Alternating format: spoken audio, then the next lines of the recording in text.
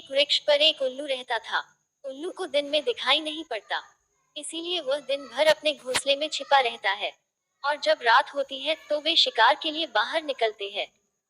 गर्मी के दिन थे, दोपहर का समय। आकाश में सूर्य आग के गोले की तरह चमक रहा था। बड़े जोरों को गर्मी पड़ रही थी। कहीं से एक बंदर आया और वृक्ष की डाल पर बैठकर बोला, ओह, बड़ी भीषण गर्मी है। आकाश में सूर्य आग के गोले को तरह चमक रहा है।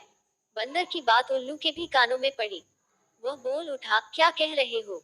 सूर्य चमक रहा है। बिल्कुल झूठ। चंद्रमा के चमकने की बात कहते तो मान भी लेता। बंदर बोला, चंद्रमा तो दिन में चमकता नहीं, रात में चमकता है। इस समय दिन है। दिन में सूर्य ही चमकता है। सूर्य का प्रकाश जब तीव्र रूप से फैल जाता है तो भयानक गर्मी पड़ती है। आज सचमुच बड़ी भयानक गर्मी पड़ रही है।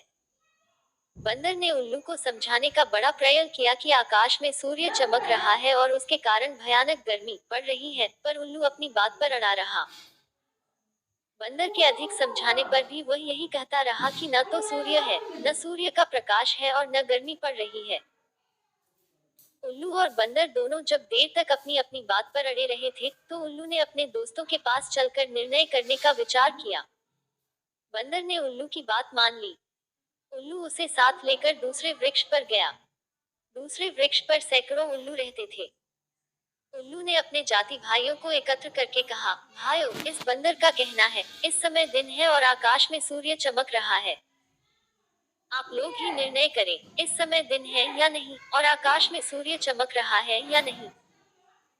उल्लू की बात सुनकर उसके जाति भाई बंदर पर हंस पड़े और उसका उपहास करते हुए बोले, क्या कह रहे हो जी, आकाश में सूर्य चमक रहा है? बिल्कुल अंधे हो। हमारी बस्ती में ऐसो झूठी बात का प्रचार मत करो। पर बंदर अपनी बात पर ठान था। बंदर की बात सुनकर सभी उल्लू कुपित हो उठे और बंदर को मारने के लिए झपट पड़े। बंदर प्राण बचाकर भाग चला। कुशल था कि दिन होने के कारण उल्लुओं को दिखाई नहीं पड़ रहा था। उधर दिन होने के कारण बंदर को दिखाई पड़ रहा था। उसने सरलता से भागकर उल्लुओं से अपनी रक्षा कर ली। मॉरल, जहाँ मूर्खों का बहुमत होता है, वहाँ इसी प्रकार सत्य को भी असत्य सिद्ध कर दिया जाता है।